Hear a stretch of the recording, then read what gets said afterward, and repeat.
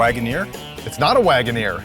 A old Grand Cherokee Chief? It is not a Cherokee Chief. This is a Jeep panel truck, which is not that common to begin with, but what makes this one even more unusual is that it's an Army truck. It's a 232 cubic inch straight six. It has a 3-speed on the tree. It's an H pattern just like a floor shifter, but it's up here in the column. He bought it 16 years ago and it hasn't really been on the road since then. So we're gonna see if we can get this thing running, and then we're gonna tow it up to Dulcich's place, fiddle with it and make it actually road worthy, and then drive it out to El Mirage Dry Lake on Saturday.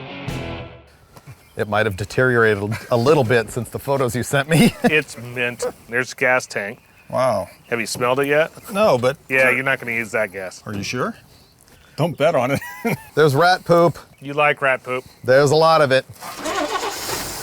Wow, he wasn't kidding. See?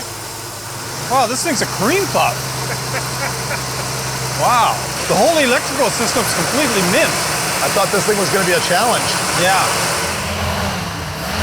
It does purr like a kitten. Wow, this thing runs good. Yep. How could I have guessed? I told you so. I really want to see those nice seats. Yeah. Yeah, we've completely lost the plot already. Everything I told you 5 minutes ago with the cardboard, disregard. Yeah. This thing ends up having 2 tanks in it. Underneath is a stock tank, which is mid-mounted with a big skid plate. Then there's this aftermarket one up here, which has a pipe that leads into the factory one. And it must carry like 45 gallons. It's kind of nice, but it could be replaced with some jerry cans. I'm going to start taking those panels off the sides. Yeah, because we need this one off in order to get the tank, so, and it's gonna make a giant mess in there when we pull all that out. Look at that. Yeah, I've inhaled enough like rat turd. Now it's time to get insulation.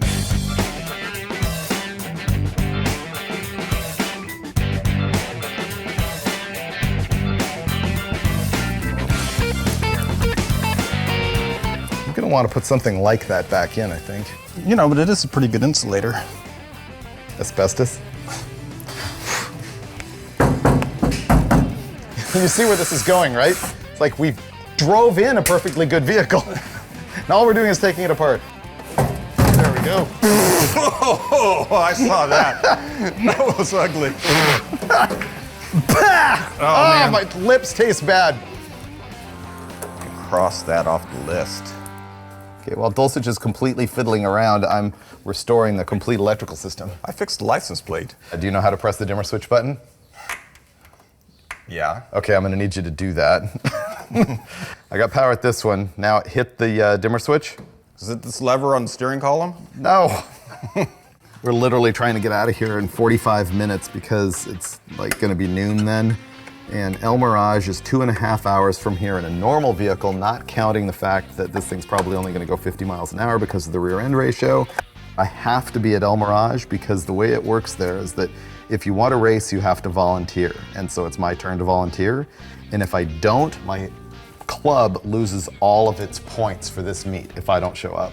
And your club members lose all respect for you. You get thrown out. Because Freiburger is actually doing the hard stuff. He's fixing the headlights, which involves all kinds of really old wiring and problems. So I'm just killing time and kind of making this thing a little bit better. Done. Really? Yeah. Can I try them? I would be seriously impressed. If the headlight works? Yeah. Okay, well then, brace yourself. Ready? On. Yep. Boom. Our time has come, dude. It has. 50-year-old Jeep that hasn't run since 1995. It's got 200 miles on the highway, but can it handle, BAM! The freak of nature obstacle at El Mirage. You got 911 on speed dial? And no seat belts. Let's roll.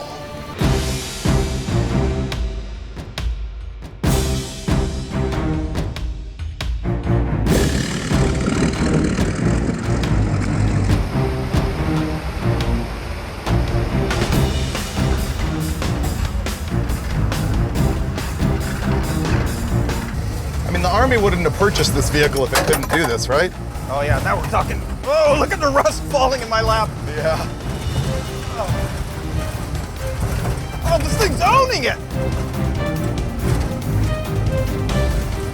Army truck is just unreal. No, don't stall it. Oh! Oh no, now we're If in it trouble. weren't for the carburetor, we'd be fine. Yeah, I'll give it the gas to crank it. Okay, let go. Wow. Oh yeah, now we've got it. That other boulder's gonna be right at the diff. Ah, man, this carburetor sucks.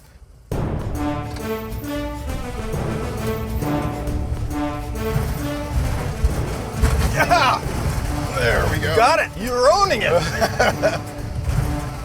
Yeah! Whoa, don't fall off that cliff. Yeah! This time on Roadkill Garage, we're reviving my Jeep and having some fun.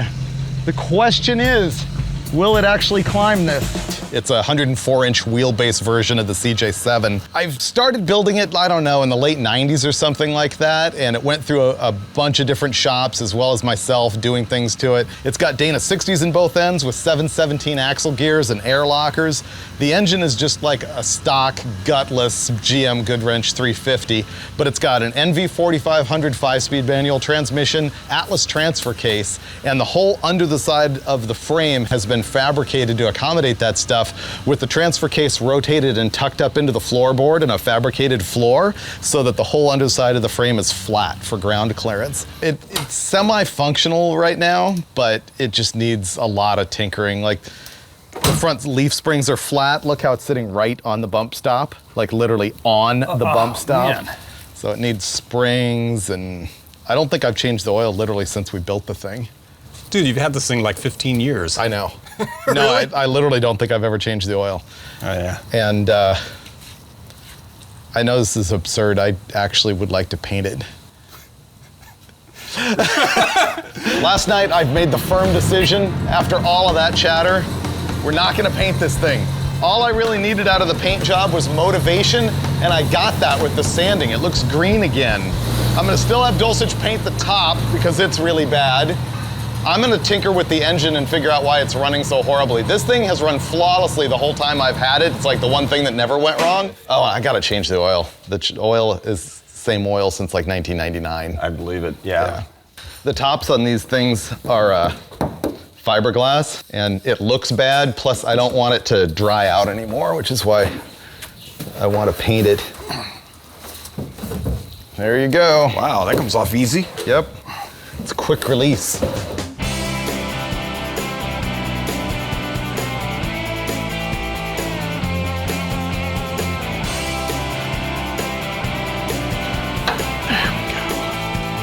This is gonna be ugly.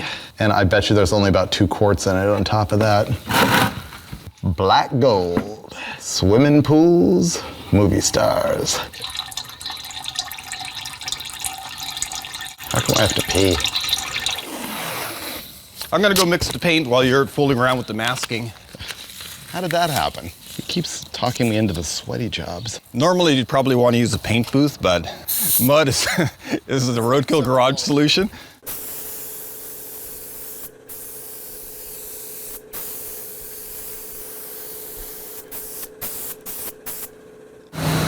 Sometimes, especially on 4x4s, you get a bunch of dirt in the little orifices inside the carburetor. And you can actually sometimes pull the dirt through them by bringing it up to RPM and going like that. Create a bunch of vacuum.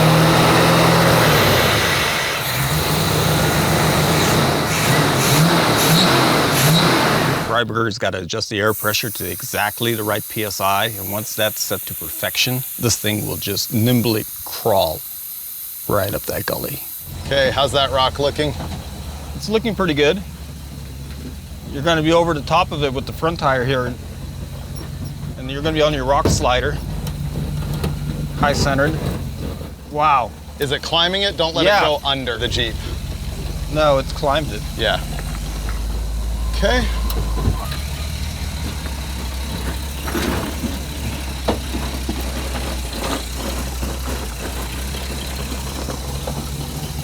Okay. And now we're at the scary part. I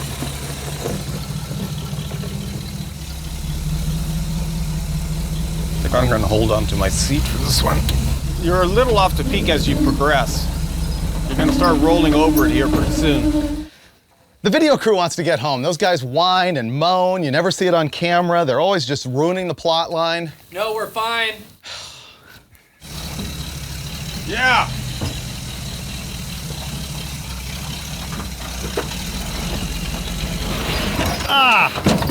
That's what I didn't want to have happen. Why didn't you tell me turn left? I thought you had it. Ooh, now that's real bad.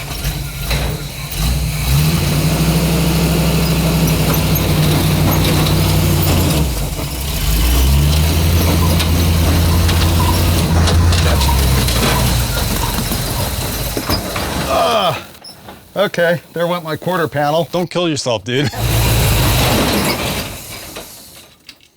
This is the worst case scenario.